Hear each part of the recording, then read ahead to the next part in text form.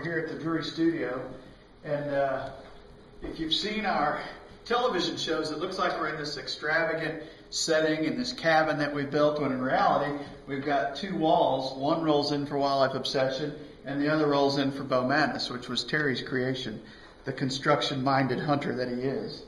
But this is where it all happens. We've got all the different lights and all the different backgrounds here. So we're going to sit on the set of Wildlife Obsession because it's in front of us. And we're going to answer a question because it is Wednesday and it is time for Ask the Drurys. And I'm a Drury. Don Miles has written us a few different questions. Don, I'm going to hit the one that deals with supplemental feeding as we enter into the winter here, some of the critical months for whitetails. He says, something I haven't heard Drury Outdoors talk about in some time is supplemental feeding. I don't know if this is because the food plots are so big now and it just gets overlooked. My first Drury video was purchased in 2002 and had a segment on it about supplemental feeding. And that is correct. Thank you for the purchase of that DVD. He says it literally changed my hunting from then on. There's a lot to learn and gain from this topic. I think it would have been fitting, especially since you discuss high density plots on small properties. Thank you for your time. Well, supplemental feeding is a long conversation.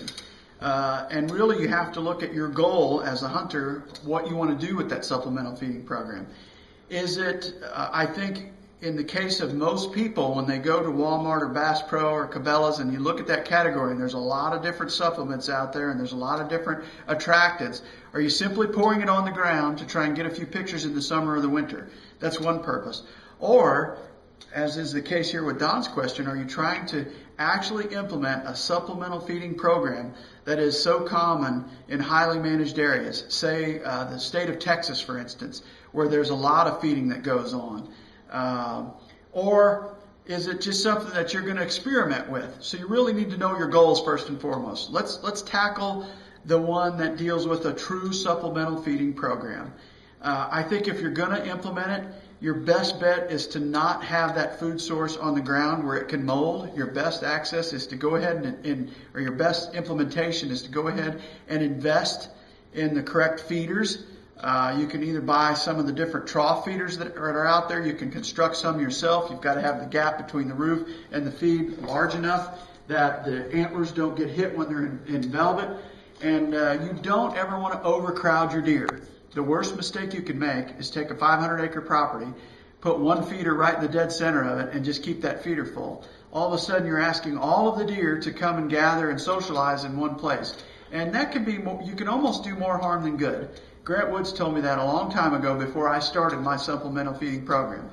And he said, you put too many deer in too small a place, you can do more harm than good because it increases the stress level within those animals. The other thing that it does is it congregates them, and I think we have to be mindful of diseases like EHD, CWD, any nose-to-nose contact. Granted, deer are social animals, but the less that you incentivize them to get together, the less that they're going to group up and actually pass some disease on if the disease exists within the population. So you have to be careful about it.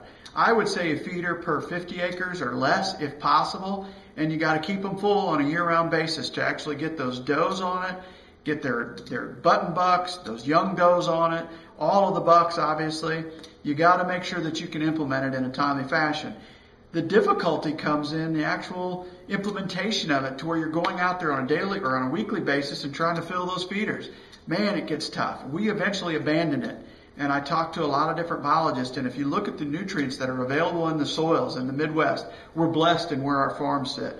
We just went forward and put in more food plots, tried to spread those food plots out to keep those deer away from each other to reduce the stress, and we abandoned the supplemental feeding program. It just wasn't for us. It was a lot of intrusion, it was a lot of time and a lot of effort, and at the end of the day, I felt as if in a few of my areas, I actually put some stress on those deer, and I saw times getting shorter. I saw a lot of mass build into those deer, but I thought, you know what, the net result here isn't that positive. So I abandoned a true supplemental feeding program. In the summer, when I am trying to take pictures, I do put some product on the ground. It's generally a BioRock. I think that's the easiest and safest way to get as many pictures as you possibly can. I think the thing you really have to be careful about is if you go out there and dump corn out or dump out some attractant that you buy at one of the stores and it molds, you can do as much harm as you do good. You can make your whitetail sick. You can take turkeys and really kill them. Alpha toxins in corn will kill them if they even look at it, it seems like. So you got to be careful before you enter down that road of supplemental feeding, because it's much easier to put in a great clover field, a bean field, corn field, some product from biologic, and give them the nutrition that way and spread them out and let them feed in a more natural browsing pattern like deer like to do than to put a lot of deer in one place. That's my read on it. That's the way I feel about supplemental feeding as it stands today. So if you'd like to ask a question, click the link on the left and then submit your question, and we'll try to get to as many as we can throughout the course of the year.